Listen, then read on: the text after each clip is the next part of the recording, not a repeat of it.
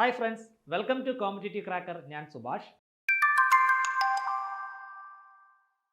അടുത്ത ടൈപ്പിസ്റ്റ് എക്സാമും അധികം താമസിക്കാതെ തന്നെ PSC വിളിക്കുവാനും സാധ്യത കാണുന്നുണ്ട് കേട്ടോ. അപ്പോൾ ഈ ടൈപ്പിസ്റ്റ് LD ടൈപ്പിസ്റ്റ് എന്ന് പറയുന്ന ആ ഒരു തസ്തികയിൽ ഇടയ്ക്കിടയ്ക്ക് ഇങ്ങനെ വേക്കൻസി വരാറുണ്ട്. ഇപ്പോൾ നിലവിൽ വേക്കൻസി കുറവാണെങ്കിലും പിന്നീട് റിപ്പോർട്ട് ചെയ്യപ്പെടാം കേട്ടോ. കാരണം നമുക്ക് ഒരുപാട് ഡിപ്പാർട്ട്മെൻറ്റുകളുണ്ട്. ഈ ഡിപ്പാർട്ട്മെൻറ്റുകളിലെല്ലാം ഈ ഡാറ്റ എൻട്രി വർക്കുകൾ ധാരാളമായിട്ട് ഇങ്ങനെ കുമിഞ്ഞ് കിടപ്പുണ്ട്. ചെയ്യാൻ ആളുകളില്ല എന്നുള്ളതാണ് സത്യമെന്ന് പറയുന്നത് കേട്ടോ. അപ്പോൾ ഒരു LD ടൈപ്പിസ്റ്റ് എന്ന് പറയുമ്പോഴത്തേക്ക് ഒരു പ്രത്യേക ടൈപ്പിംഗ് സ്കില്ലും അല്ലെങ്കിൽ വേർഡ് പ്രോസസ്സിങ്ങിൽ വളരെ നല്ല ഒരു അറിവും വേണം എന്നുള്ള ഒരു തസ്തികയാണ്. സോ അതുകൊണ്ട് തന്നെ ഈ ഡാറ്റ എൻട്രി വർക്ക് ചെയ്യാനായിട്ട് ഇവർ ചില ഡിപ്പാർട്ട്മെൻറ്റുകളിലെല്ലാം പുറമെയൊക്കെ വർക്ക് കൊടുത്ത് ചെയ്യാറുണ്ട് കേട്ടോ. അപ്പോൾ അങ്ങനെയൊക്കെ ചെയ്യുമ്പോഴത്തേക്ക് ഒരുപാട് റിസ്ക് ഫാക്ടറുകളുണ്ട്, അവിടുത്തെ ഉദ്യോഗസ്ഥന്മാർ തന്നെ പറയാറുണ്ട്. അപ്പോൾ ഈ വാക്കൻസി എന്താ പറയേണ്ടത്, ഇനിയും ഒരുപാട് വന്നേക്കാം. അതുകൊണ്ട് തന്നെ PSC ഇടയ്ക്കിടയ്ക്ക് എന്ത് ചെയ്യാറുണ്ട്, ഈ LD ടൈപ്പിസ്റ്റ് വിളിക്കാറുണ്ട്. ഓരോ 3 മാസം കൂടുമ്പോഴും വേരിയസ് ഡിപ്പാർട്ട്മെൻറ്റുകളിൽ വിളിക്കാറുണ്ട്. അപ്പോൾ അതുകൊണ്ട് തന്നെ ഇത്തരം പരീക്ഷയ്ക്ക് തയ്യാറെടുക്കുന്നവർക്ക് നല്ലൊരു തയ്യാറെടുപ്പ് തന്നെ നടത്തി ഇനി വരുന്ന പരീക്ഷകൾക്കും എഴുതി ജോലിയിലേക്ക് പ്രവേശിക്കാനുള്ള അവസരങ്ങളുമുണ്ട് കേട്ടോ. ഇപ്പോൾ നമുക്കറിയാം, നമ്മളെല്ലാവരും എപ്പോഴും കമ്പ്യൂട്ടർ ഉപയോഗിച്ചുകൊണ്ടിരിക്കുന്ന ആളുകളല്ല അല്ലേ. എപ്പോഴും നമ്മൾ ഉപയോഗിക്കാറില്ല. നമുക്ക് ടൈപ്പിംഗ് അത്യാവശ്യം ടൈപ്പിങ്ങും കാര്യങ്ങളൊക്കെ അറിയാം, അത് വാസ്തവം തന്നെയാണ്. പക്ഷേ എക്സാമിന് വരുന്ന ചോദ്യങ്ങൾ കുറച്ച് ആഴത്തിലുള്ള ചോദ്യങ്ങളായിരിക്കും. ഈ ആഴത്തിലുള്ള ചോദ്യങ്ങൾ പഠിച്ച് അല്ലെങ്കിൽ ആ ഒരു ചോദ്യം വരുമ്പോൾ കൃത്യമായിട്ട് ഓപ്ഷൻ നോക്കി ആൻസർ എഴുതണമെന്നുണ്ടെങ്കിൽ നമുക്ക് നല്ല ഒരു കോച്ചിങ് കിട്ടിയിരിക്കണം. നമുക്കിപ്പോൾ കമ്പ്യൂട്ടറിനെ കുറിച്ച് യാതൊരു ഐഡിയയും ഇല്ലാതെ ഈ വേർഡ് പ്രോസസ്സിങ് ചോദ്യങ്ങളൊക്കെ പഠിക്കുകയാണ് എന്നുണ്ടെങ്കിൽ നമുക്ക് പെട്ടെന്നൊന്നും മനസ്സിലാക്കി എടുക്കാൻ കഴിയത്തില്ല. പക്ഷേ നല്ലൊരു അധ്യാപകൻ്റെ ക്ലാസ് അല്ലെങ്കിൽ നല്ല രീതിയിലൊരു കോച്ചിങ് നിങ്ങൾക്ക് കിട്ടുന്നു എന്നുണ്ടെങ്കിൽ സുഖകരമായിട്ട് നിങ്ങൾക്ക് എന്ത് ചെയ്യാൻ പറ്റും, ഉത്തരം എഴുതി റാങ്ക് ലിസ്റ്റിൽ മുൻപന്തിയിലെത്തി ജോലിയിൽ പ്രവേശിക്കാനായിട്ട് സാധിക്കും കേട്ടോ. അപ്പോൾ ഞാൻ പറഞ്ഞു വരുന്ന കാര്യം എന്താണ് എന്ന് വെച്ച് കഴിഞ്ഞാൽ, ഈ LD ടൈപ്പിസ്റ്റ് വാക്കൻസി എന്താ പറയുന്നത്, ഒരു വർഷത്തിൽ തന്നെ പലതവണ PSCയിൽ റിപ്പോർട്ട് ചെയ്യാറുണ്ട്. അതുകൊണ്ട് തന്നെ ഇടയ്ക്കിടയ്ക്ക് എന്ത് ചെയ്യാറുണ്ട്, നോട്ടിഫിക്കേഷൻ ഇറക്കി വിളിക്കാറുണ്ട് കേട്ടോ. അപ്പോൾ നമ്മൾ പഠിച്ചുകൊണ്ടിരിക്കുക എന്നുള്ളതാണ് ചെയ്യേണ്ടുന്ന കാര്യം കേട്ടോ. ഈ ഒരു എക്സാം കഴിഞ്ഞു പഠനം നിർത്തി പോവുക അങ്ങനെയല്ല, നിരന്തരം പഠിച്ചുകൊണ്ടിരിക്കുക. അപ്പോൾ പഠിച്ചുകൊണ്ടിരിക്കുമ്പോഴത്തേക്ക് ഓരോ ദിവസം കഴിയുമ്പോഴത്തേക്കും നമ്മുടെ മനസ്സിൽ പുതിയ പുതിയ അപ്ഡേഷൻസ് ഇങ്ങനെ വന്നുകൊണ്ടിരിക്കുകയാണ് അല്ലേ. ഇന്ന് വരെ പഠിച്ച കാര്യമായിരിക്കത്തില്ല നാളെ മുതൽ നമ്മൾ പഠിക്കുന്നത്. അപ്പോൾ ഇന്ന് വരെ നിങ്ങളുടെ മനസ്സിൽ കുറച്ച് കാര്യങ്ങൾ ഉണ്ടായിരിക്കും. പക്ഷേ നിങ്ങളൊരു കോച്ചിങ് സെൻറ്ററിൽ നല്ലൊരു അധ്യാപകൻ്റെയോ അധ്യാപികയുടെയോ ക്ലാസ്സിൽ കയറുമ്പോൾ അവർ പറഞ്ഞു തരുന്ന പുതിയ പുതിയ കാര്യങ്ങളും നിങ്ങളുടെ മനസ്സിൽ അപ്ലോഡ് ആവുകയാണ്, അല്ലെങ്കിൽ അപ്ഡേറ്റ് ആവുകയാണ്, നമ്മളങ്ങ് അപ്ഗ്രേഡ് ആവുകയാണ്. അപ്പോൾ ഏത് തരത്തിലുള്ള ചോദ്യം ചോദിച്ചാലും നമുക്ക് ആൻസർ എഴുതാനായിട്ട് കഴിയും. നമുക്കറിയാം, ഇപ്പോഴത്തെ ഒരു PSCയുടെ ട്രെൻഡ് അനുസരിച്ച് സ്റ്റേറ്റ്മെൻറ്റ് ടൈപ്പ് ചോദ്യങ്ങളാണ് കൂടുതൽ ചോദിക്കുന്നത് അല്ലേ, സ്റ്റേറ്റ്മെൻറ്റ് ടൈപ്പ് ചോദ്യങ്ങൾ. അപ്പോൾ ഈ സ്റ്റേറ്റ്മെൻറ്റ് ടൈപ്പ് ചോദ്യങ്ങളുടെ പ്രത്യേകത എന്താ, സാധാരണ ഒരു ഒറ്റ വാക്കിലുള്ള ഓപ്ഷൻ നമുക്ക് പെട്ടെന്ന് കണ്ടെത്തി എഴുതാനായിട്ട് പറ്റും. സ്റ്റേറ്റ്മെൻറ്റ് ടൈപ്പ് ചോദ്യങ്ങൾ വായിക്കുമ്പോൾ ഇനി ആൻസർ അതാണോ, അതോ രണ്ടാമത്തതാണോ, അതോ മൂന്നാമത്തതാണോ, അതുമല്ലെങ്കിൽ ഇതെല്ലാം ആൻസർ ആണോ എന്നുള്ള ചിന്തകൾ നമ്മുടെ മനസ്സിൽ വരും, കൺഫ്യൂഷൻ വരും, ടെൻഷൻ ആവും, സമയം കുറേ അങ്ങ് പോകും. ആകപ്പാടെ 1.25 മണിക്കൂർ 1.5 മണിക്കൂറേ ഉള്ളൂ ഒരു PSC എഴുതാനായിട്ട് നമുക്ക് മുന്നിൽ.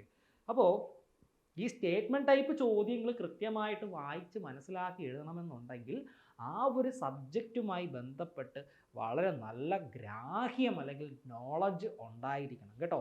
ഇപ്പോൾ നമ്മൾ വേർഡ് പ്രോസസ്സിങ് പഠിക്കുകയാണ്. വേർഡ് പ്രോസസ്സിങ് പഠിക്കുമ്പോഴത്തേക്ക് പ്രധാനമായിട്ട് എന്തൊക്കെയാണ് അതിൽ പഠിക്കേണ്ടുന്നത്, മൈക്രോസോഫ്റ്റ് ഓഫീസ് പാക്കേജുകളായ MS വേർഡ്, Excel, PowerPoint. ഇപ്പോൾ നമ്മൾ ഇതൊക്കെ പഠിച്ചിട്ടുണ്ടാവും, പക്ഷേ പ്രാക്ടിക്കൽ നോളജ് നന്നായിട്ടുണ്ടെങ്കിൽ നമുക്ക് ചില കാര്യങ്ങളൊക്കെ ചെയ്യാൻ കഴിയത്തുള്ളൂ. നമ്മളെല്ലാവരും ഒന്നും അങ്ങനെ ഈ കമ്പ്യൂട്ടർ യൂസ് ചെയ്യുന്ന ആൾക്കാരൊന്നും ആയിരിക്കത്തില്ല അല്ലേ. നമ്മളൊക്കെ പഠിക്കുന്ന പർപ്പസിന് വേണ്ടിയിട്ട് അല്ലെങ്കിൽ ജസ്റ്റ് ഇങ്ങനെ പഠിച്ച് ഒക്കെ നിൽക്കുന്ന ആൾക്കാരായിരിക്കും. അപ്പോൾ നമുക്ക് ഈ സ്റ്റേറ്റ്മെൻറ്റ് ടൈപ്പിലുള്ള ചോദ്യങ്ങൾ ചോദിച്ചാലും നല്ല അറിവുണ്ടെങ്കിൽ മാത്രമേ കൃത്യമായിട്ട് ഉത്തരം എഴുതാനായിട്ട് പറ്റത്തുള്ളൂ. മറ്റത് നമ്മൾ എക്സാം ഹാളിലിരുന്ന് ഒരു ആൻസർ എഴുതും, വീട്ടിൽ വന്ന് ആൻസർ കീ, ഒരു എക്സാം കഴിഞ്ഞാൽ അന്ന് വൈകുന്നേരം എക്സാം കഴിഞ്ഞ് ഒരു അരമണിക്കൂർ കഴിയുമ്പം തന്നെ വിവിധ ആൾക്കാർ ഇങ്ങനെ ആൻസർ കീ ഇറക്കിക്കൊണ്ടിരിക്കും അവരുടെ രീതിയിലൊക്കെ. PSC ഫൈനൽ ആൻസർ കീ പിന്നീടായിരിക്കും പ്രസിദ്ധീകരിക്കുന്നത്. അപ്പോൾ ഈ ആൻസർ കീ എടുത്ത് നോക്കുമ്പോൾ തന്നെ നമുക്ക് എന്താണ്, ആകപ്പാടെ വലിയ ഒരു വിഷമം നമുക്ക് തോന്നും. ഈ സ്റ്റേറ്റ്മെൻറ്റ് ടൈപ്പ് ചോദ്യങ്ങൾ എഴുതി തെറ്റിച്ചല്ലോ, എനിക്ക് അറിയാമായിരുന്നല്ലോ എന്നൊക്കെ കരുതിയിട്ട്. അപ്പോൾ അങ്ങനെയൊന്നും നിങ്ങൾക്ക് തെറ്റാൻ പാടില്ല. അത് തെറ്റാതിരിക്കണമെന്നുണ്ടെങ്കിൽ നല്ല രീതിയിൽ നമ്മൾ പഠിച്ചേ പറ്റത്തുള്ളൂ കേട്ടോ. അപ്പോൾ നമ്മുടെ കോമ്പറ്റേറ്റീവ് ക്രാക്കറിൽ ടൈപ്പിസ്റ്റ് എക്സാമിന് വേണ്ടിയിട്ട് മികച്ച രീതിയിലുള്ള പരിശീലനം നൽകുന്നുണ്ട്. ഞാൻ ഉൾപ്പെടെയുള്ള അധ്യാപകരും അധ്യാപികമാരും ഒക്കെ ക്ലാസ് എടുക്കുന്നു. പിന്നെ എന്താ പറയണ്ടേ, നിങ്ങൾക്ക് എല്ലാ രീതിയിലുള്ള സപ്പോർട്ടുകൾ, നല്ല രീതിയിലുള്ള സപ്പോർട്ടുകൾ ഇവിടെ നിന്ന് ലഭിക്കുന്നു കേട്ടോ. ഇപ്പോൾ നിങ്ങൾ ഈ സ്ലൈഡിൽ കാണുന്നത് പോലെ തന്നെ എന്താ ഡെയിലി ഗ്രൂപ്പ് ആക്ടിവിറ്റീസ് നിങ്ങൾക്ക് ലഭിക്കുന്നതാണ്. സ്പെഷ്യൽ ടോപ്പിക് ബേസ്ഡ് ആയിട്ടുള്ള ക്ലാസ്സുകൾ ലഭിക്കുന്നു. വീക്ക്ലി എക്സാംസ്, നിങ്ങൾ പഠിച്ച ഓരോ കാര്യങ്ങളും ഓരോ ആഴ്ചയും എന്ത് ചെയ്യുന്നു, പരീക്ഷ നടത്തുന്നു. അതും OMR ഷീറ്റിൽ തന്നെ നിങ്ങൾക്ക് എഴുതാനുള്ള അവസരമുണ്ട് കേട്ടോ. സ്വയം പരീക്ഷ എഴുതി നിങ്ങൾക്ക് മെച്ചപ്പെട്ട് വരാം. അപ്പോൾ ഈ പരീക്ഷ എഴുതിക്കുന്നത് എന്തിനാണെന്ന് അറിയാമോ? കാരണം നമുക്ക് സ്വയം വിലയിരുത്താം, നമ്മൾ എവിടെയാണ് നിൽക്കുന്നത് എന്ന് സ്വയം വിലയിരുത്താം. നമ്മൾ ആദ്യത്തെ ദിവസം പരീക്ഷ എഴുതുമ്പോഴത്തേക്ക് ചിലപ്പോൾ നമുക്കൊരു 20 മാർക്ക് അല്ലെങ്കിൽ 10 മാർക്കായിരിക്കും കിട്ടുന്നത്. അപ്പോൾ നമുക്ക് മനസ്സിലാവും എവിടെയാണ് എൻ്റെ വീക്ക് പോയിന്റ്, ഞാൻ എന്ത് പഠിക്കാത്തത് കൊണ്ടാണ് എനിക്ക് ബാക്കിയുള്ള മാർക്കുകൾ പോയത് എന്ന് മനസ്സിലാക്കാം. രണ്ടാമത്തെ ദിവസം എഴുതുമ്പോഴത്തേക്ക് അത് 20 മാർക്കാവും. അങ്ങനെ ഓരോ ദിവസങ്ങൾ പോകുന്തോറും ഗ്രാജുവലി ഒരു റാങ്ക് ലിസ്റ്റിൽ വരേണ്ട കട്ട് ഓഫിന് മുകളിലേക്ക് നമ്മുടെ മാർക്ക് പോവാം. അങ്ങനെ വന്നാൽ നമുക്ക് സേഫ് സോണാണ്. പിന്നെ ഏത് രീതിയിൽ PSC പരീക്ഷയ്ക്ക് ക്വസ്റ്റ്യൻ വന്നാലും നമുക്ക് സുഖകരമായിട്ട് എഴുതാനായിട്ട് പറ്റും. നമുക്ക് നല്ലൊരു കോൺഫിഡൻസ് ഒക്കെ ഉണ്ടാവും. അതിന് വേണ്ടിയിട്ടാണ് വീക്ക്ലി എക്സാമുകൾ നടത്തുന്നത് കേട്ടോ. നിങ്ങൾ സീരിയസ് ആയിട്ടാണ് ഈ കോഴ്സും എക്സാമും ഒക്കെ കാണുന്നത് എന്നുണ്ടെങ്കിൽ ഇത് ഒരു ബെസ്റ്റ് ഏരിയയാണ് കേട്ടോ. നിങ്ങൾക്ക് വന്നു കഴിഞ്ഞാൽ നന്നായിട്ട് പഠിച്ച് റാങ്ക് ലിസ്റ്റിൽ മുൻപന്തിയിൽ വന്ന് സർക്കാർ ജോലിയിൽ പ്രവേശിക്കുകയും ചെയ്യാം കേട്ടോ. അപ്പോൾ വീക്ക്ലി എക്സാംസ് അതൊരു വളരെ പ്രധാനപ്പെട്ട കാര്യമാണ്. പരീക്ഷ എഴുതി തന്നെ പഠിക്കണം കേട്ടോ. പിന്നെ എക്സ്ട്രാ ലൈവ് ക്ലാസ്സുകൾ നിങ്ങൾക്ക് കിട്ടും. പിന്നെ ടോപ്പിക് ബേസ്ഡ് ആയിട്ടുള്ള ക്ലാസ്സുകൾ കിട്ടും. സ്പെഷ്യൽ മെൻറ്റർഷിപ്പ് പ്രോഗ്രാം ഉണ്ട്. നിങ്ങൾക്ക് ഓരോ സ്റ്റുഡൻസിനും അല്ലെങ്കിൽ ഓരോ കോഴ്സിനും ഒരു മെൻറ്ററുണ്ട്. മെൻറ്ററിൻ്റെ സഹായത്തോടു കൂടി നിങ്ങൾക്ക് ഈ കോഴ്സ് എന്ത് ചെയ്യാൻ പറ്റും, പഠിക്കാനായിട്ട് പറ്റും കേട്ടോ. നിങ്ങൾക്ക് എന്ത് സപ്പോർട്ട് വേണമെങ്കിലും മെൻറ്ററിനോട് ചോദിക്കാവുന്നതാണ്. നിങ്ങൾക്ക് ഏതെങ്കിലും ഒരു പർട്ടിക്കുലർ വിഷയം പഠിക്കാൻ ബുദ്ധിമുട്ടുണ്ട് എന്നുണ്ടെങ്കിൽ മെൻറ്ററുമായിട്ട് ഡിസ്കസ് ചെയ്ത് കഴിഞ്ഞാൽ അതിനായിട്ടുള്ള അറേഞ്ച്മെൻറ്റ്സ് മെൻറ്റേഴ്സ് ചെയ്തു തരും. പിന്നെ PDF നോട്ടുകൾ, നമുക്ക് ഇപ്പോൾ എന്ത് പഠിച്ചാലും നോട്ട് വേണമല്ലോ അല്ലേ. ഒരു ക്ലാസ്സിലൊരു അധ്യാപകൻ നിന്ന് പഠിപ്പിച്ചാലും അതിൻ്റെ നോട്ട് നമുക്ക് വേണം. അപ്പോൾ നോട്ട് വായിച്ചൊക്കെ നിങ്ങൾക്ക് പഠിക്കാം. പ്രധാനമായിട്ടും നമ്മുടെ ഈ LD ടൈപ്പിസ്റ്റ് എക്സാമിന് നിങ്ങൾക്ക് നോട്ട് കൂടിയേ തീരൂ.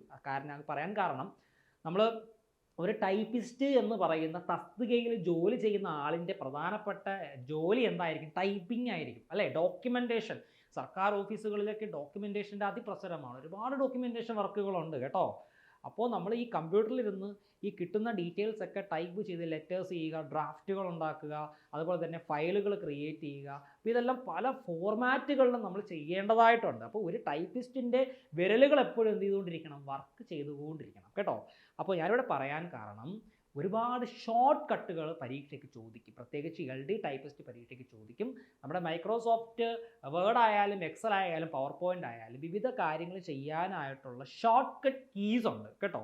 അപ്പോൾ ഈ പ്രധാനപ്പെട്ട ഷോർട്ട് കട്ട് കീസ് എല്ലാം നമ്മൾ പഠിക്കണമെന്നുണ്ടെങ്കിൽ നമുക്ക് എന്ത് കിട്ടണം? PDF നോട്ട് കിട്ടണം. നമ്മളിപ്പോൾ ഗൂഗിൾ സെർച്ച് ചെയ്താൽ കുറേ കിട്ടും. പക്ഷേ ഗൂഗിൾ സെർച്ച് ചെയ്ത് കഴിഞ്ഞാൽ ഗൂഗിൾ സെർച്ചിൻ്റെ ഒരു പ്രശ്നം എന്താണ്? ആവശ്യമുള്ളതും ആവശ്യമില്ലാത്തതും എല്ലാം നമ്മുടെ മുന്നിൽ വരും കേട്ടോ. ഞാനിപ്പോൾ ഒരു കമാൻഡാണ് ചോദിക്കുന്നതെങ്കിൽ ഒരു 100 കമാൻഡ് വരും. അപ്പോൾ അത് വരുമ്പോൾ നമുക്ക് ടെൻഷൻ ആവും, ഏത് പഠിക്കണം ഏത് പഠിക്കണ്ട എന്നുള്ളത്. അതായത് അവർ എക്സ്ട്രീം ലെവലാണ് നോക്കുന്നത്. പക്ഷെ നമുക്ക് ആവശ്യമായിട്ടുള്ളത് മാത്രം PSCയുടെ ക്വസ്റ്റ്യൻ ബാങ്കിൽ ഉള്ള ക്വസ്റ്റ്യൻസ് മാത്രം എടുത്ത് നമ്മൾ പഠിച്ചാൽ മതിയാവും കേട്ടോ. ഇപ്പോൾ PSCയുടെ കയ്യിൽ ഒരു 2 ലക്ഷം ചോദ്യം ഉണ്ടെന്ന് വിചാരിക്കും. 2 ലക്ഷം ചോദ്യങ്ങൾക്കകത്തുള്ള ചോദ്യങ്ങളായിരിക്കും നിങ്ങളോട് ചോദിക്കുന്നത് കേട്ടോ. അതിനപ്പുറം ചോദിക്കാൻ സാധ്യതയില്ല. അപ്പോൾ അവർ നേരത്തെയൊക്കെ പ്രിപ്പയർ ചെയ്ത് പ്ലാൻ ചെയ്ത് വെച്ചിട്ടുണ്ട് കുറേ വെറൈറ്റി ചോദ്യങ്ങളൊക്കെ. അപ്പോൾ ഇത്തരത്തിൽ അവർ ചോദിക്കുവാൻ സാധ്യതയുള്ള ഷോർട്ട് കട്ട്സും അല്ലെങ്കിൽ ഈ ക്വസ്റ്റ്യനുമായിട്ട് ബന്ധപ്പെട്ടിട്ടുള്ള ടോപ്പിക്കുകളുമെല്ലാം നിങ്ങൾക്ക് നോട്ടായിട്ട് കിട്ടുന്നതാണ്. അത് PDF ആയിട്ട് നിങ്ങൾക്ക് എന്ത് ചെയ്യാം? നിങ്ങളുടെ മൊബൈൽ ഫോണിലോ കമ്പ്യൂട്ടറിലോ അല്ലെങ്കിൽ ലാപ്ടോപ്പിലോ ടാബ്ലറ്റിലോ ഒക്കെ യൂസ് ചെയ്യാം. നിങ്ങൾക്ക് വേണ്ടി വന്നാൽ പ്രിൻ്റ് എടുത്ത് എന്ത് ചെയ്യാം? യൂസ് ചെയ്യാം കേട്ടോ. അപ്പം നമുക്ക് പ്രത്യേകത എന്താണ്? നമുക്കിപ്പോൾ പുസ്തകം തന്നെ കയ്യിൽ വേണമെന്നില്ലല്ലോ ഈ ഒരു കാലഘട്ടത്തിൽ. എന്തെങ്കിലും ഒരു ഡിജിറ്റൽ ഡിവൈസ് നമ്മുടെ കയ്യിലുണ്ടെങ്കിൽ യാത്രകൾക്കിടയിലും അല്ലെങ്കിൽ എവിടെ പോയാലും നമുക്ക് എന്ത് ചെയ്യാം? പഠിച്ച് പോകാനായിട്ട് സാധിക്കും കേട്ടോ. അതിനുള്ളൊരു മനസ്സുണ്ടായിരുന്നാൽ മതി. Then time table based revisions ഉണ്ടാവും കേട്ടോ. റിവിഷൻ നമ്മൾ പഠിച്ച കാര്യത്തെക്കുറിച്ച് നമ്മളിപ്പോൾ എന്താണോ പഠിച്ചത് അതുമായിട്ട് ബന്ധപ്പെട്ടിട്ടുള്ള ക്വസ്റ്റ്യൻ ബേസ്ഡ് ക്ലാസ്സസ് റിവിഷൻസ് ഉണ്ടാവും. നിങ്ങളെ കൊണ്ട് തന്നെ ആൻസർ പറയിക്കും. അഥവാ നിങ്ങൾ പറഞ്ഞില്ലെങ്കിൽ അതിനെക്കുറിച്ചുള്ള കൂടുതൽ കാര്യങ്ങൾ പറഞ്ഞ് നിങ്ങളെ പഠിപ്പിച്ച് മുന്നോട്ട് കൊണ്ടുപോകും. പിന്നെ റെക്കോർഡഡ് ക്ലാസ് കിട്ടും. ഒരു ക്ലാസ്സിനെ ബേസ് ചെയ്തിട്ടുള്ള റെക്കോർഡഡ് ക്ലാസ് നിങ്ങൾക്ക് കിട്ടും കേട്ടോ. നിങ്ങൾക്ക് ഈ റെക്കോർഡഡ് ക്ലാസ്സിൻ്റെ പ്രത്യേകത എന്താണ്? നമ്മൾ ഡയറക്റ്റ്ലി ഒരു ക്ലാസ്സിൽ നിന്ന് പഠിക്കുമ്പോൾ അധ്യാപകൻ പറയുന്ന ഒരു കാര്യം ഒരു തവണയിലേ കേൾക്കാൻ പറ്റത്തുള്ളൂ. റെക്കോർഡഡ് ക്ലാസ് എന്ന് പറയുമ്പോൾ ഈ ഒരു കാര്യം വീണ്ടും വീണ്ടും ആവർത്തിച്ച് നിങ്ങൾക്ക് എന്ത് ചെയ്യാം, ശ്രമിക്കാം. ആവർത്തിച്ച് കേൾക്കുമ്പോൾ തന്നെ നമ്മൾ ഏകദേശം ബൈഹാർട്ടാവും. ഒരു കാര്യം ഒരു 5 തവണ കേൾക്കുമ്പോൾ തന്നെ നമ്മൾ അതിനെക്കുറിച്ച് ബൈഹാർട്ടാവും അല്ലേ. അപ്പോൾ ഒരു കാര്യം ഇപ്പം ഞാൻ പറഞ്ഞുതരാം, പല കാറ്റഗറി ഓഫ് ഉദ്യോഗാർത്ഥികളുണ്ട്. ഒരു കാര്യം ഒരു തവണ കേട്ടാൽ തന്നെ മനസ്സിലാവുന്ന ഉദ്യോഗാർത്ഥികളുണ്ട്. അപ്പോൾ എല്ലാവരും പറയും മിടുക്കരാണ്, മിടുക്കികളാണെന്ന് പറയും. 2 തവണ പറഞ്ഞാൽ മനസ്സിലാവുന്ന ആൾക്കാരുണ്ട്, 3 തവണ പറഞ്ഞാൽ മനസ്സിലാവുന്ന ആൾക്കാരുണ്ട്, 4ഉം 5ഉം തവണ പറഞ്ഞാൽ മനസ്സിലാവുന്ന ആൾക്കാരുണ്ട്. ഓരോരുത്തർക്കും ഓരോരോ കപ്പാസിറ്റിയാണ്. പക്ഷേ ഈ ഒരു തവണ പറഞ്ഞാൽ മനസ്സിലാവുന്നവനും 10 തവണ പറഞ്ഞാൽ മനസ്സിലാവുന്നവനും സംഭവം സെയിം കൺസെപ്റ്റ് തന്നെയാണ് കേട്ടോ. കാര്യം മനസ്സിലാക്കുക എന്നുള്ളതാണ്. 1 തവണയോ 2 തവണയോ 3 തവണയോ 10 തവണയോ നിങ്ങൾ കേട്ടോളൂ, കാര്യം മനസ്സിലാക്കിയാൽ മതി കേട്ടോ. അപ്പോൾ ഈ റെക്കോർഡഡ് ക്ലാസ് കിട്ടുമ്പോഴത്തേക്ക് നിങ്ങൾക്ക് വീണ്ടും വീണ്ടും ആവർത്തിച്ച് കേട്ട് പഠിക്കുവാനുള്ള ഒരു നല്ലൊരു ഓപ്ഷനാണ് എന്ന് എന്ത് ചെയ്യുക, മനസ്സിലാക്കുക കേട്ടോ. അപ്പോൾ നമ്മുടെ കോമ്പറ്റീറ്റീവ് ക്രാക്കറിൽ ഇത്രയും ഫെസിലിറ്റീസ് വെച്ചിട്ടുള്ള ക്ലാസ്സുകളാണ് നമ്മളിപ്പോൾ നിലവിൽ കൊടുത്തുകൊണ്ടിരിക്കുന്നത്. ഓക്കെ, അപ്പം കോഴ്സിൽ ജോയിൻ ചെയ്ത് നന്നായിട്ട് പഠിക്കുക. അപ്പോൾ ഈ ഒരു എക്സാം അടുത്ത ആഴ്ച അങ്ങ് കഴിഞ്ഞ് പോകും. അത് കഴിഞ്ഞ് വീണ്ടും അടുത്ത 3 മാസം കഴിയുമ്പോഴത്തേക്ക് മറ്റ് ഡിപ്പാർട്ട്മെൻറ്റുകളിലേക്ക് വേണ്ടിയിട്ടുള്ള LD ടൈപ്പിസ്റ്റുമാരെ തേടിയിട്ടുള്ള നോട്ടിഫിക്കേഷൻ PSC ഇറക്കും കേട്ടോ. പിന്നെ വളരെ നല്ല ഒരു തസ്തികയാണ് കേട്ടോ, വളരെ നല്ലൊരു തസ്തികയാണ്. ഒരുപാട് പ്രൊമോഷൻ സാധ്യതയൊക്കെ ഉള്ള ഒരു തസ്തിക കൂടിയാണ് LD ടൈപ്പിസ്റ്റ് എന്ന് പറയുന്നത്. സിസ്റ്റം വർക്കാണ്, പ്യൂർലി സിസ്റ്റം വർക്കാണ്, മറ്റേ അലച്ചിലുകളൊന്നും ഇല്ലാത്തൊരു ജോലിയാണ്, സിസ്റ്റം വർക്കാണ് കേട്ടോ. നമുക്ക് എന്താ പറയേണ്ടത്, സിസ്റ്റത്തിൽ ഇന്ന് ചെയ്യാവുന്ന കാര്യങ്ങളൊക്കെയാണ് പ്രധാനമായിട്ടും ഉള്ളത്. പിന്നെ നല്ല സാലറി പാക്കേജൊക്കെ ഉണ്ട്. പിന്നെ കട്ട് ഓഫിനെ കുറിച്ച് പറയുകയാണെങ്കിൽ ലാസ്റ്റ് നടന്ന എക്സാംസിനെയൊക്കെ എടുത്ത് ഒന്ന് അനലൈസ് ചെയ്ത് നോക്കിക്കഴിഞ്ഞാൽ 58, പല ജില്ലകളിലും 58, 54, 60, 68, 70 മാർക്കിന് താഴെ വരെയാണ് കട്ട് ഓഫുകൾ കൂടുതലായിട്ട് നമ്മൾ കാണുന്നത്. അപ്പോൾ ഇപ്രാവശ്യവും കട്ട് ഓഫ് ചിലപ്പോൾ ഒരുപാട് അങ്ങ് പൊങ്ങി പോകാനുള്ള സാധ്യതയില്ല. മാക്സിമം ഒരു 75-75 വരെയുള്ള കട്ട് ഓഫുകളൊക്കെയാണ് പ്രതീക്ഷിക്കാവുന്നത് കേട്ടോ. പിന്നെ നമ്മളിപ്പോൾ ഈ ടൈപ്പിസ്റ്റിൻ്റെ ക്വസ്റ്റ്യൻ പേപ്പർ കഴിഞ്ഞ ഒരു 3-4 ടൈപ്പിസ്റ്റ് എക്സാമിന് വിവിധ ഡിപ്പാർട്ട്മെൻറ്റുകളിൽ നടന്ന ക്വസ്റ്റ്യൻ പേപ്പർ എടുത്ത് നോക്കിക്കഴിഞ്ഞാൽ മിക്ക ക്വസ്റ്റ്യൻ പേപ്പറുകളിലും ആവർത്തനമുണ്ട്. മുൻവർഷ പരീക്ഷയ്ക്ക് ചോദിച്ച ചോദ്യങ്ങൾ തന്നെയാണ് തൊട്ടടുത്ത വർഷങ്ങളിൽ നടന്ന ക്വസ്റ്റ്യൻ പേപ്പറുകളിലും ചോദിച്ചിട്ടുള്ളത് കേട്ടോ. 18-ലും 19-ലും 20-ലും 21-ലും 22-ലും ഒക്കെ നടന്ന ക്വസ്റ്റ്യൻ പേപ്പർ എടുത്ത് നോക്കിക്കഴിഞ്ഞാൽ എല്ലാം മാറ്റിയും തിരിച്ചും ചോദിച്ചിട്ടുണ്ട് കേട്ടോ. ഒരു ക്വസ്റ്റ്യൻ, ഒരു പർട്ടിക്കുലർ ക്വസ്റ്റ്യൻ ചോദിച്ചിട്ട് ആ ക്വസ്റ്റ്യനകത്ത് കിടക്കുന്ന മറ്റൊരു ഓപ്ഷൻ വെച്ചിട്ടായിരിക്കും അടുത്ത ക്വസ്റ്റ്യൻ പേപ്പറിൽ ഉള്ളത്. അപ്പോൾ ഇങ്ങനെ ആവർത്തനം അല്ലെങ്കിൽ ഒരു ക്വസ്റ്റ്യനുമായിട്ട് ബന്ധപ്പെട്ടിട്ടുള്ള കാര്യങ്ങളായിരിക്കും തൊട്ട് അടുത്ത വരുന്ന പരീക്ഷകൾക്ക് തിരിച്ചും മറിച്ചും ഒക്കെ ചോദിച്ചിട്ടുള്ളത് കേട്ടോ. അപ്പോൾ നമ്മൾ നന്നായിട്ട് പഠിക്കണം എന്നുള്ളതാണ് അതിൻ്റെ ഒരു വാസ്തവം എന്ന് പറയുന്നത്. ഏത് എക്സാം ആയാലും നമ്മൾ നന്നായിട്ട് പഠിക്കണം. ഒന്നും പഠിക്കാതെ ചെന്ന ഒരു എക്സാമും നമുക്ക് പാസ്സാവാൻ കഴിയില്ല. പ്രത്യേകിച്ച് PSC ഞാനിപ്പോൾ ഇരുന്ന് കറക്കി കുത്തി കിട്ടുമായിരിക്കും, ജസ്റ്റ് ചെന്ന് കറക്കി കുത്തി നോക്കൂ എന്നൊക്കെ പറയാറില്ലേ, അതൊക്കെ വെറുതെ പറയുന്നതാണ്. നമ്മൾ പഠിക്കാതെ PSC പരീക്ഷയ്ക്ക് പോയിട്ട് യാതൊരു കാര്യമില്ല കേട്ടോ. പഠിച്ചിട്ട് തന്നെ PSC പരീക്ഷയ്ക്ക് പോകണം. ഓക്കെ, എങ്കിൽ മാത്രമേ നമുക്ക് ഒരു റാങ്ക് ലിസ്റ്റിൽ ഇടം നേടാനായിട്ട് സാധിക്കുകയുള്ളൂ. നമ്മുടെ ലക്ഷ്യം എന്താണ്? ചുരുങ്ങിയ സമയം കൊണ്ട് മികച്ച രീതിയിൽ പഠിച്ച് നല്ലൊരു ജോലി സ്വന്തമാക്കുക എന്നുള്ളതാണ്. ഒരു ജോലിയാണ് എല്ലാവരുടെയും ആവശ്യം അല്ലേ.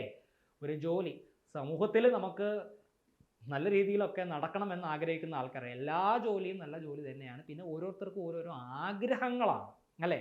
സർക്കാർ ജോലി വേണം എന്നുള്ളത് ഒരു ആഗ്രഹമാണ്. എനിക്ക് IT എഞ്ചിനീയർ ആവണം എന്ന് പറഞ്ഞാൽ അതൊരു ആഗ്രഹമാണ്. അല്ലെങ്കിൽ ഓരോരുത്തരും ഓരോ തരത്തിലുള്ള ജോലി ഇഷ്ടപ്പെടുന്നുണ്ട്. അപ്പോൾ ഇപ്പോൾ ഈ LD ടൈപ്പിസ്റ്റ് ജോലി അല്ലെങ്കിൽ സബ് ഇൻസ്പെക്ടർ ഓഫ് പോലീസിലെ ജോലി ഇത് ആഗ്രഹിച്ച് നടക്കുന്ന ഒരു കൂട്ടം ഉദ്യോഗാർത്ഥികളുണ്ട്. അപ്പോൾ ഈ ആഗ്രഹമാണ്, ഈ ആഗ്രഹത്തിൽ തൂങ്ങി പിടിച്ച് വേണം നമ്മൾ എന്ത് ചെയ്യാനായിട്ട്, മുന്നിലേക്ക് കയറാനായിട്ട് ഉള്ളത് എന്നുള്ളതാണ്. അപ്പോൾ നമ്മൾ എന്ത് ചെയ്യണം, അതിന് വേണ്ടിയിട്ട് ഹാർഡ് വർക്ക് ചെയ്താലേ കഴിയുള്ളൂ കേട്ടോ. അപ്പോൾ ഹാർഡ് വർക്ക് ചെയ്യണം, നന്നായിട്ട് പഠിക്കണം. പിന്നെ ഒരു നല്ലൊരു അധ്യാപകൻ്റെ കീഴിൽ തന്നെ പഠിക്കണം എന്നുള്ളതാണ്. നമ്മൾ സ്വന്തമായിട്ടൊക്കെ പഠിക്കുമ്പോഴത്തേക്ക് പല കാര്യങ്ങളും ഡൗട്ട്സ് ഒക്കെ ഉണ്ടാവും കേട്ടോ. നമ്മൾ ചിലരൊക്കെ വിചാരിക്കുക ഗൂഗിൾ സെർച്ച് ചെയ്ത് പഠിക്കാം എന്നൊക്കെ പറഞ്ഞിട്ട്, പക്ഷേ അവിടെ പല ടേംസും കേൾക്കുമ്പോൾ നമുക്ക് മനസ്സിലാവത്തില്ല. അപ്പോൾ നമ്മളത് കാണാതിരുന്ന് പഠിക്കേണ്ടി വരും. അത് എന്താണ് എന്നുള്ള കാര്യം നമുക്ക് മനസ്സിലാവത്തില്ല. അപ്പോൾ അത് എന്താണ് എന്ന് കൃത്യമായിട്ട് മനസ്സിലാക്കിയാൽ മാത്രമേ നമുക്ക് എന്ത് ചെയ്യാൻ കഴിയുള്ളൂ. സ്റ്റേറ്റ്മെൻറ്റ് ടൈപ്പ് ചോദ്യങ്ങൾ വരുമ്പോൾ ചെയ്യാൻ പറ്റത്തുള്ളൂ. പണ്ട് കഴിയുമായിരുന്നു, പണ്ട് ജസ്റ്റ് കാണാപാഠം പഠിച്ചാൽ മതിയായിരുന്നു. 1 വേർഡ് ഓപ്ഷൻസ് വരുമ്പോഴത്തേക്ക് നമുക്ക് എഴുതാൻ കഴിയും. പക്ഷേ ഇപ്പോൾ സ്റ്റേറ്റ്മെൻറ്റ് ടൈപ്പ് ചോദ്യങ്ങളാണ്. സ്റ്റേറ്റ്മെൻറ്റ് ടൈപ്പ് ചോദ്യങ്ങൾ അതേപോലെ മാച്ച് ദ ഫോളോയിങ് പോലെ പേറുകൾ കണ്ടുപിടിച്ച് എഴുതുക, അങ്ങനത്തെ ചോദ്യങ്ങൾ ഒക്കെയാണ് വരുന്നത് കേട്ടോ. അപ്പോൾ അതിന് നമുക്ക് അത്യാവശ്യം പാണ്ഡിത്യം നമ്മൾ പഠിക്കുന്ന വിഷയത്തിൽ വേണം എന്നുള്ളതാണ്. ഓക്കെ, അപ്പോൾ നമ്മൾ ഇപ്പോൾ എന്താ പറയണ്ടേ, ഒരു ടൈപ്പിസ്റ്റായിട്ട് ഒരു ഡിപ്പാർട്ട്മെൻറ്റിൽ കയറുന്ന ആളിന് വേർഡ് പ്രോസസ്സിങ്ങിനെ കുറിച്ചും കമ്പ്യൂട്ടറിനെ കുറിച്ചും നല്ല നോളജ് ഉണ്ടായിരിക്കണം എന്നുള്ളതാണ് കേട്ടോ. എങ്കിൽ മാത്രമല്ലേ ആ ഒരു തസ്തികയ്ക്ക് യോഗ്യനോ യോഗ്യയോ ഒക്കെ ആവുകയുള്ളൂ. അപ്പോൾ അതുകൊണ്ടായിരിക്കണം ഇപ്പോൾ ക്വസ്റ്റ്യനൊക്കെ അല്പം കടുപ്പിച്ചൊക്കെ എന്ത് ചെയ്യുന്നത് വരുന്നത് കേട്ടോ. പിന്നെ എന്താ പറയുക, ഒന്ന് നന്നായിട്ട് ശ്രദ്ധിച്ചു കഴിഞ്ഞാൽ നമുക്ക് നല്ല ഉയർന്ന റാങ്കിൽ ഫസ്റ്റ് റാങ്കോ സെക്കൻഡ് റാങ്കോ ഒക്കെ മേടിക്കുവാൻ കഴിയുന്ന ഒരു തസ്തിക കൂടിയാണ് കേട്ടോ. മുൻവർഷ ചോദ്യപേപ്പറുകൾ പരിശോധിച്ച് കഴിഞ്ഞാൽ നമുക്ക് മനസ്സിലാവും. എല്ലാം നമുക്ക് ഫെമിലിയർ ആയിട്ടുള്ള ക്വസ്റ്റ്യൻസ് തന്നെ ആയിരിക്കും. പക്ഷേ ആൻസറിൻ്റെ കാര്യം വരുമ്പോഴത്തേക്കാണ് നമ്മൾ കുറച്ച് ബാക്ക്ഔട്ടായി പോകുന്നത്. അപ്പോൾ പെട്ടെന്ന് നമുക്ക് ലിങ്ക് ചെയ്താൽ കിട്ടത്തില്ല. സോ എല്ലാവരും നന്നായിട്ട് പഠിക്കുക. നമ്മുടെ കോമ്പറ്റേറ്റീവ് ക്രാക്കറിൽ മികച്ച രീതിയിലുള്ള ക്ലാസ്സുകൾ ഉണ്ട്. ഞാൻ ഉൾപ്പെടെയുള്ള അധ്യാപകർ നിങ്ങൾക്ക് ക്ലാസ് എടുക്കുന്നു. വരിക, മിടുക്കരായിട്ട് പഠിക്കുക, റാങ്ക് ലിസ്റ്റിൽ ഉയർന്ന റാങ്കിൽ ഇടം നേടുക, സർക്കാർ വകുപ്പുകളിൽ LD ടൈപ്പിസ്റ്റായിട്ട് ജോയിൻ ചെയ്യുക. ഓക്കെ ഫ്രണ്ട്സ്, അപ്പോൾ ഞാൻ പറഞ്ഞ കാര്യങ്ങൾ എല്ലാവരും ചെയ്യുക. ഞങ്ങളുടെ ചാനൽ ആദ്യമായിട്ടാണ് കാണുന്നത് എന്നുണ്ടെങ്കിൽ സബ്സ്ക്രൈബ് ചെയ്യുക. ഇത് നിങ്ങളുടെ കൂട്ടുകാരിലും എത്തിക്കുക. അപ്പോൾ എല്ലാവർക്കും താങ്ക് യു വെരി മച്ച്. വീണ്ടും കാണാം.